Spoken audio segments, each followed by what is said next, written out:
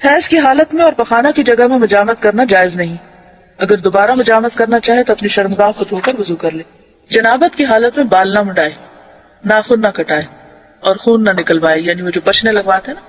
ازل کرنا انزال کے وقت اپنی شرمگاہ کو باہر نکال کر منی گرا دینا جائز لیکن مکروہ ہے. 11ویں ولادت کے آداب ہیں اور وہ 6 ہیں. پہلا یہ کہ لڑکے کی پیدائش پر زیادہ خوش اور لڑکی کی پیدائش پر غمگین نہ ہو. مزی اس چپکتے ہوئے لیسدار پانی کو کہتے ہیں جو شہوت کے وقت ذکر کے سرے پر نمودار ہوتا ہے، یعنی کہ جو اچھل کر نہیں نکلتا بلکہ ویسے ہی ویٹنس ہوتی ہے.